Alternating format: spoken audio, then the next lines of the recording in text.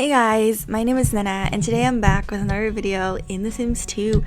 I am doing another cast and this time it's not a challenge, it's not a crazy before and after, it's just a sim. I liked one of her features so much that I decided to build her around the eyes. She had really big, almost Disney-like eyes, and I was kind of surprised because usually normal sims, like randomized sims, don't have these really bold features. I found that her eyes were rather large, so I wanted to use it as a starting point and kind of build her around it. That's what I did. I also wanted to make her look a little Asian, not 100% because it's not as accurate as I could have made it, but I wasn't looking for accuracy in this video. I just wanted to make a sim that was a bit different than my recent casts, which have all been kind of similar looking, and this one wanted to make it a bit more Asian looking. So that's what I've done, and I really like the outcome, and I definitely still am looking for more skin tones, but I recently found one, the one that I'm using, and it has many colors, but I'm still looking for more CC, like more makeup that's suitable for darker complexions, because many of these things are suitable for, I would say, pale to medium skin, but once you have the really dark beauties, you can't plop some bright pink, on their cheeks and expect it to just look good. I think a lot of these CC makeup, it just doesn't really work for every complexion. So I'm still waiting for more custom content, but I did get some new hairs and, like I said, a little bit of a new skin tone. I think I want to find even darker shades, but I almost have everything, so I can finally do a proper ebony cast. I'm looking forward to it. I want to make some dark beauties, but see, is just I need to find more. I'm not having such a good day today, and it all started last night, and I don't know if you know this about me, guys. I'm a little bit insecure, okay? I'm actually a lot insecure. It's no secret, and I'm definitely not ashamed to talk about it. I'm not ashamed to admit that I'm insecure, and not necessarily about the way that I look or the way that I act, but I have a thing that's kind of related to one of my traumas from my childhood, and it's pretty tricky. You see, sometimes my brain randomly decides to pick something. Let's say a game I'm playing. Let's say I'm playing League of Legends. If you don't know what that is, I'm sure there's like hundreds of videos about it. It's not necessarily, one of the hardest games, but it is a bit challenging to get to know like all the characters, so I'm gonna use that as an example, right? So bear with me.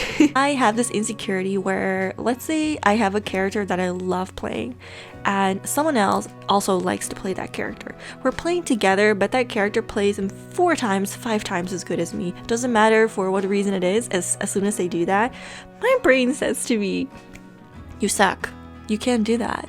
And I don't understand how years later, I'm telling you, like 20 years later, how my brain has decided that that trauma that I encountered, what's the word? I didn't encounter it, though, like I found it on the streets, it wasn't like I picked it up and put it in my pocket and then it said, hey, I'm gonna stay in your closet for the rest of your life. It wasn't like that. It was something that happened to me and it stayed with me, but I never expected after 20 years, because I don't exactly know when I, found this demon, but it's been with me for at least 20 years, and like I said, I don't know how that is still with me, and it's making me pick things like that game, for example, for that character, for example, and that person playing that character, for example, as an example of my worth. And I'm having a really bad night and today a bad day because of that, because my trauma is really being rude to me, and it's making me question everything. It's making me want to compare myself to other people. I could easily be doing shopping, and if someone grabs, I don't know, let's say I want to make a salad and I'm grabbing ingredients, and someone else has a salad too, but they have different ingredients. Let's say theirs look better, or they're like bigger. Let's say they're bigger, okay, better, questionable, but let's say they're bigger, and I would like compare myself in that moment and think, wow, yours are bigger, I suck. There's nothing in that moment that's going to convince me otherwise, and it's so dumb that I have this as part of my trauma. It's like one of the triggers. If someone has something that I don't, and I feel like I can't have it for whatever reason, then oh my god, my days are ruined, I will literally obsess about that. I will work myself up so much because of that. I just wanted to share this with you guys in case any of you have the same things I do. You probably don't. I mean, I hope you don't, because it's really annoying. But if you have this too, let me know, how do you deal with it? Like I said, we don't judge each other. We're really honest and open on this channel, and it's just a little corner where we can just, talk about these things. And I've never been ashamed to talk about my problems. I really don't care. If you know that I'm insecure, okay, and what? You're gonna approach me on the street and tell me, hey, I know you're insecure. I'll be like, okay, good. You've never been insecure before. I wanted to share that with you guys because I also wanted to tell you that it's okay to have these feelings, and I struggle with this a lot, being insecure about things like this that makes absolutely no sense, but my brain tells me it makes sense.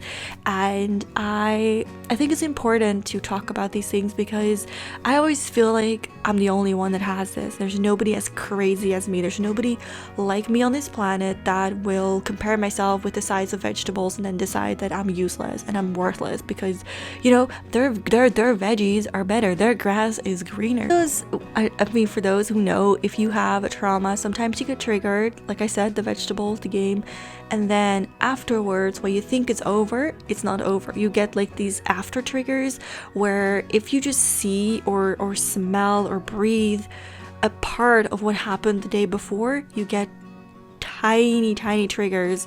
It's all like triggers to remind you of the trigger that happened. So it's like, instead of being triggered for an event, you're being triggered by the memory of that event, and you just get so exhausted. This is a lot more depressing than I wanted to make this video. But I just wanted to say, if this is you, hey, it's okay to take some time off. It's okay to have bad days, and it's okay to speak about them.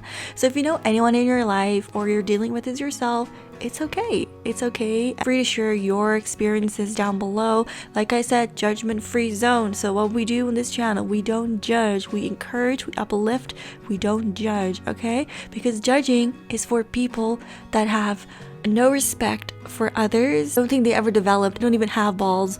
Honestly, judgment, criticizing people for their problems is the lowest of the lowest. Prevent this from happening. If we had a choice, we would never choose for this. It just happens. We don't have a saying in this. And yeah, sure, we are our brain, but sometimes our brain just says, I am brain, you just live here, and you can't do anything about it. Don't be too hard on yourself when things like this happen.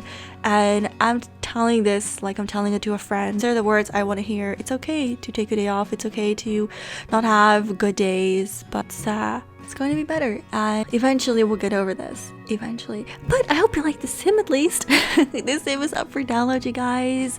I wanted to talk about something more serious in this video. I'm sorry if this was a bit too personal, but I really felt like sharing my experience and just talking about something different for once, telling you something about myself, and letting you know that it's okay to talk about these things. And sometimes you have to be the first person to talk about these things in order for people to get that it's okay and that it's really not as scary or bad as you thought. And I do that often on this channel. Sometimes I talk about nonsense and sometimes I throw in some personal stories, but I do it because I like to share it and because I like to think that every time I get out of my comfort zone and I talk about a subject that's not spoken about very often, maybe someone gets encouraged to do the same. Probably not on YouTube, maybe in your own life. I mean, I'm trying to encourage you to do it in your own life, in your personal life, not per se on YouTube. I mean, I like to make a fool out of myself on YouTube. Doesn't mean you have to do it though. Anyway, I want to thank you guys so much for watching, and I'll see you guys in the next part or the next video.